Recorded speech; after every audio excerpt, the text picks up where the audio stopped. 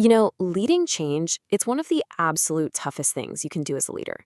But it's also the most important.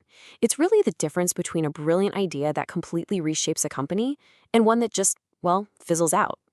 Today, we're going to break down a really powerful framework that acts like a roadmap to get you there. But before we get to the map, we got to understand why so many people get lost along the way. And yeah, let's just be honest about it. A lot of change initiatives are pretty much doomed from the start.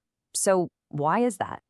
I bet you have. We've all been there, right? You're in a meeting, a fantastic new direction gets announced, everyone's nodding along, and then crickets. 6 months down the line, absolutely nothing has changed. It's such a common story, and it tells you something really important about making big shifts happen. See, it's almost never because the idea itself was bad. Most of the time, the breakdown happens with the execution. It happens in the leadership. Having effective change leadership, well, that's the secret ingredient that turns a great idea into a real, successful transformation. And that is exactly where this framework comes in. I want you to think of it as your roadmap, your GPS, for navigating the messy, complex, and very human process of organizational change. This isn't about some kind of magic trick. It's about following a clear, step-by-step approach. So let's put a pin in exactly what we mean by change leadership. It's the skill of not just creating a compelling vision, but, and this is the critical part, doing the hard work to actually implement it. It's all about getting past that resistance and making new ways of working the norm. And the best part? It's a skill. That means you can learn it, you can develop. Okay, so the whole framework is built around 4 levels that build on each other. I love thinking of it like a staircase. You can't just leap to the top floor, right? You've got to climb each step, one by one, to build a really solid foundation for change that actually lasts. So let's take that very first step. This is level 1. This is ground zero. It's the foundation. And at this stage, it's not about having all the answers. Not at all. It's simply about being able to see and clearly explain what part of the business needs to change and why we can't just keep doing what we're doing. So how do you spot a level 1 leader in the wild? Well, you'll see them pointing to that one broken gear in the machine. They can explain the problem in plain English and start making the case that, hey, this path we're on, it's not going to work long term.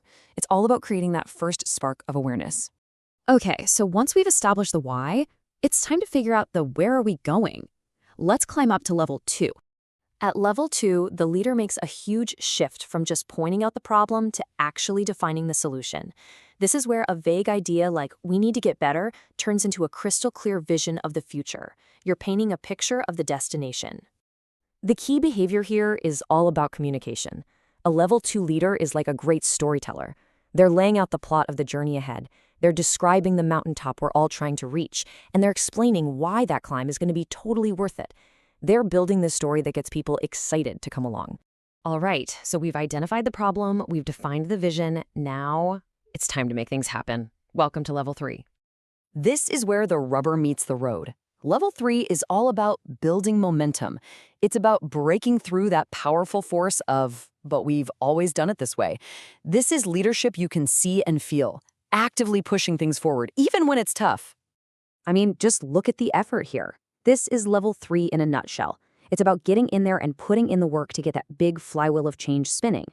A leader at this level isn't just talking about the plan, they are driving it. They're creating that sense of urgency and holding people accountable to the new way of doing things. And here we are, the top of the staircase. This is the final and, frankly, the most advanced level of change leadership. Level 4 is all about one thing, making the change stick. It's one thing to finish a project, but it's a whole other challenge to fundamentally change a company's DNA. This level is about weaving that new way of thinking into the very fabric of the culture, so it becomes permanent, automatic. And you can see that whole process right here. It starts by making sure the company's systems, things like bonuses and promotions, are aligned with that new North Star. Then the leader has to walk the talk, personally leading the way. And finally, you have to celebrate the wins, publicly recognizing the people who are champions of this new future. So let's just zoom out for a second and put it all together. This table gives you a bird's eye view of the entire staircase. Just look at that top row. It goes from identifying to articulating to mobilizing and finally to institutionalizing. See how each step logically builds on the one before it? It's a clear path from just being aware of a problem to creating real, lasting change. Okay. Theory is great, But how do we actually use this thing in the real world? Let's talk about putting this framework into practice. Visually, this is what that jump from level 1 to level 2 looks like. You go from a messy, collaborative workshop where you're just trying to figure out the problem to a polished presentation where you're articulating a clear, inspiring vision for everyone to get behind. And you can actually use this framework to assess yourself or even people on your team. It's a really simple 4-step process. First, you just gather some real-world examples of what they're doing. Then, you compare those actions to the behaviors we just talked about. From there, you figure out which level they're consistently operating at, and then you can give really specific, targeted feedback to help them get to the next level. So, we've talked about the problem, we've walked through the solution, and we've touched on how to apply it. Really, the only question left is, what are you going to do with this? Because at the end of the day, this isn't just some abstract theory. It's a practical tool. It's a common language we can all use, and it's a foundation for real targeted growth, both for you and your organization.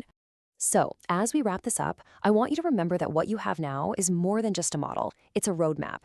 Take a look at that staircase of change. Think about your own leadership style and the challenges you're facing right now. You've got the tool to figure out where you stand and a clear path to get better. So the question is simple. Which level will you focus on first? Hi, today we're talking about a powerful interview skill that often gets underestimated: building professional connections. This isn't just about networking or being outgoing. Interviewers ask about this to understand how well you build trust, nurture relationships, and create long-term value for your organization. Building professional connections starts with simple rapport, taking the time to connect with people on a human level through conversation and shared interests. But strong candidates don't stop there. Over time, they intentionally maintain relationships, check in regularly, and show genuine interest in others' goals and challenges, even when there's no immediate benefit. At higher levels, interviewers look for candidates who can leverage relationships responsibly, using their network to remove obstacles, connect the right people, or move important work forward while maintaining trust. At the most advanced level, strong professionals think strategically about relationships, deliberately cultivating networks that support long-term organizational success. When answering interview questions about relationship building, use the STAR method. Clearly explain the situation, who the relationship involved, what actions you took to build or maintain trust, and the result. Focus on outcomes like stronger collaboration, better access to information, or long-term partnerships that benefited the organization. What really stands out is showing that your relationships are built on respect, consistency, and mutual value, not short-term gain. That's what interviewers are listening for. Thanks for watching, and tune in next time for more career tips right here on Ace the Job Interview. Take care, and good luck with your next interview.